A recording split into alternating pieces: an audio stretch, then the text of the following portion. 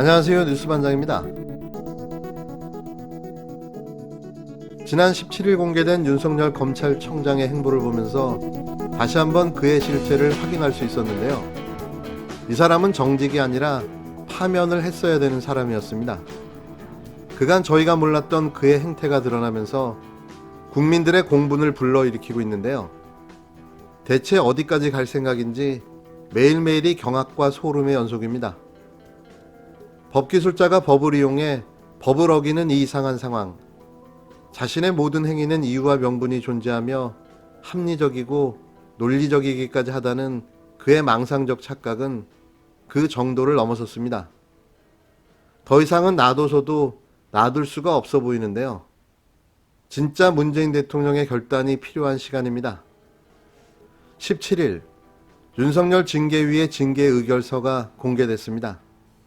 의결서에 따르면 징계위는 윤 청장에게 인정한 징계 사유 4가지에 대해 징계 양정을 판단했는데요. 그 중에 가장 심각하게 본 건 채널A 사건의 개입과 방해였습니다. 징계위는 채널A 사건에 감찰 방해 혐의를 두고 윤 청장이 불과 몇 년 전의 모습과는 정반대로 국정원 댓글 수사를 하지 못하게 했던 당시 상사들의 모습을 그대로 재현했다고 비판했는데요. 또 최측근 관련 사건이었으므로 당연히 스스로 회피해야 할 법적 의무가 있는데도 전문 수사자문단 소집을 고집했다며 국정원 댓글을 수사하던 징계 혐의자였다면 절대 그렇게 하지 않았을 일이 진행됐다고 기재했습니다.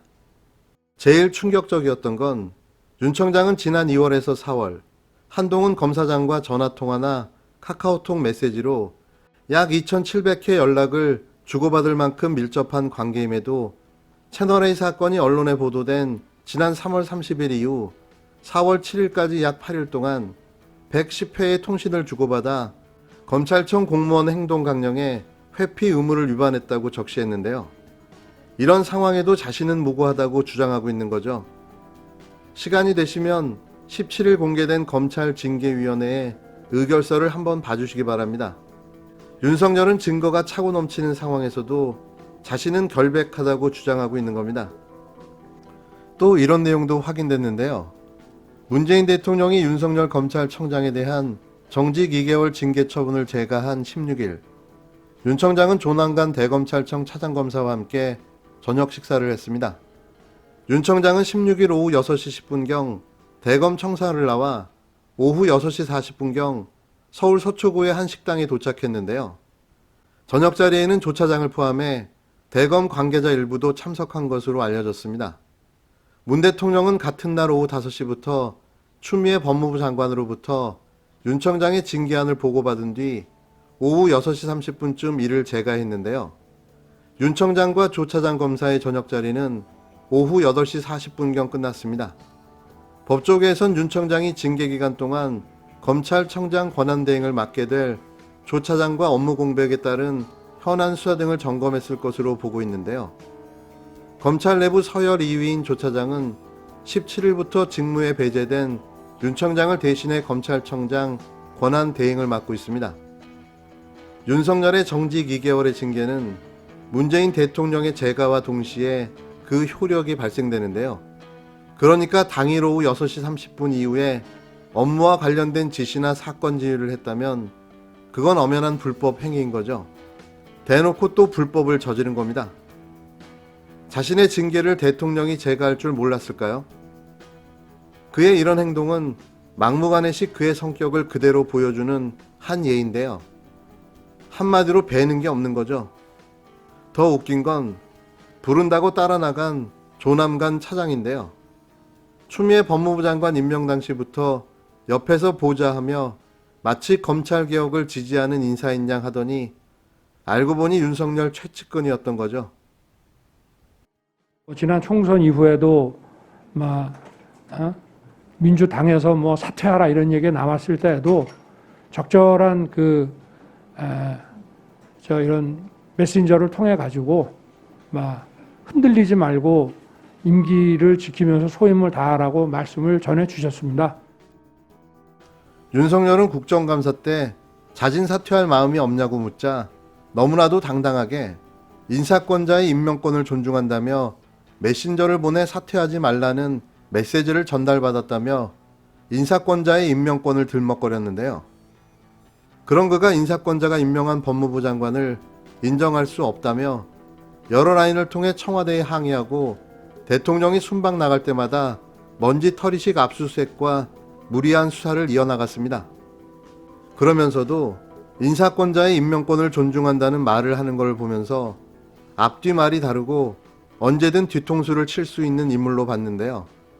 그 예감은 적중했습니다. 이제 대통령을 상대로 소송을 시작하겠다고 나선 겁니다. 대통령에 대한 소송이 맞다. 정직 2개월 처분을 받은 윤석열 검찰청장이 법적 대응에 나섰습니다. 윤 청장 측은 대통령 처분에 대한 소송이라는 점을 강조하며 2개월 동안 직무를 수행할 수 없게 되면 회복하기 힘든 손해가 발생할 것이라는 점을 주장했는데요. 야당에서도 그렇고 윤 총장 변호인도 이 건이 지금 징계 절차에서 소송을 하면서 대통령에 대한 소송이다라고 해서 대통령을 어떻게든 이 사건에 이제 관여시키려고 하는데 검사징계법에도 대통령이 다른 결정을 할 수 없고 2007년 이후에 37건의 중징계가 있었는데 한 번도 그렇게 대통령이 바꾼 적이 없습니다. 이건 서로 다른 견해가 아니라 명확히 법률적으로 틀린 견해라는 것을 말씀드리고요. 윤석열 총장 측에서 소송 상대가 문 대통령이라고 말을 했어요. 법률상 대통령은 집행만 하는 거지 가부를 결정하지 못해요. 그렇습니다. 징계 결정은 무조건 집행만 하는 건데 법이 뻔히 그렇다는 걸 아는 법률가들인데 대놓고 대통령을 상대한다라고 말하는 건 이건 검찰이 본격적으로 정당 노릇을 하겠다는 겁니다. 대통령과 대립각을 세워서 차기 주자로 윤 총장을 부각시키는 정치적 의도가 명백히 있는 겁니다. 이렇게 구체적으로 문 대통령에 대한 소송이라고 말하는 건 문 대통령에 대한 소송이 아니거든요. 법률가들이 그걸 모를 리가 없는데 일부러 이렇게 말을 하는 거예요. 헌정사상 최초로 공무원 조직이 다음 대권을 자신들이 가져가겠다고 그렇게 이제 일부 정치검찰하고 친검이라고 불릴 만한 언론이 대통령과 각을 세워서 레임덕을 만들어내고 그 정치적 이득을 따먹겠다고 대선 선거운동을 하는 것과 마찬가지예요. 공무원복을 입고서. 윤 청장 측은 17일 저녁 정직 2개월의 징계 처분을 취소해달라며 소송을 제기했습니다. 윤 청장은 징계 처분 취소 소송 결과가 나올 때까지 청장직을 수행할 수 있도록 징계 효력을 멈춰달라며 집행정지 신청도 했는데요. 윤 청장 측 이완규 변호사는 이날 기자들에게 보낸 입장문에서 오늘 오후 9시 20분께 전자소송으로 행정소송을 제기하고 집행정지를 신청했다고 밝혔습니다. 문 대통령의 징계 처분 제가 이후 만 하루 만에 법적 대응에 나선 건데요. 윤 청장 측은 처분 취소 소송장에서 징계 심의가 절차적으로 위법하고 징계 사유도 사실과 달라 징계가 취소돼야 한다고 주장했습니다. 그런데 특이하게 이번 재판을 맡게 될 판사가 또 조미연 부장판사인 걸로 확인됐는데요. 이는 지난 1일 윤 청장이 추미애 법무부 장관의 직무배제 명령에 반발해 제기한 집행정지 신청을 일부 인용해 윤 청장을 다시 업무 복귀시킨 판사라는 점에서 걱정과 우려가 큽니다. 그래도 이번 검찰 징계위에서 인정된 4가지 혐의 등이 소명되어 있어 일방적인 인용은 불가능해 보이는데요. 그래도 영 불안하니 회피 신청하는 방법도 나빠 보이지는 않습니다. 이제는 검찰개혁 시즌2를 시작해야 됩니다. 이번에는 완전히 끝장을 봐야만 하는데요. 70년 대한민국을 지배해온 무소불위의 권력의 행포에 끝을 내야 합니다. 1시즌이 공수처 설치가 마무리됐고 이제 개혁의 2단계인 검찰의 수사권과 기소권 분리가 진행되어야 하는데요. 당초 민주당은 기존 검경 수사권 조정안을 내년 1월에 시행한 후 단계적으로 검찰의 직접 수사 범위를 축소해 나갈 계획이었습니다. 하지만 윤 청장 직무정지에 반발하는 검란이 발발하고 윤 청장 주도로 월성 1호기 원전 경제성 평가 조작 의혹에 대한 노골적인 정권을 겨냥한 수사가 이뤄지자 기류가 급격하게 변하기 시작했는데요. 민주당 지도부 관계자는 원래 검찰 피의자 신분 조서에 증거 능력을 제한하는 방안이 2022년부터 시작되니 그때까지 수사권 조정안이 어떻게 굴러가는지 보자는 입장이었는데요. 이번 사태를 계기로 정부 임기 내에 검찰 수사권을 없애자는 공감대가 형성되고 있다고 말했습니다. 또 다른 핵심 관계자는 수사권을 경찰청 산하 국가수사본부에 넘기되 경찰 비대화를 제어하는 방안을 만들 것이라며 늦어도 21대 국회 임기 내 마무리될 것이라고 밝혔는데요. 윤석열의 오만 방자함이 검찰개혁을 점점 앞당기고 있습니다.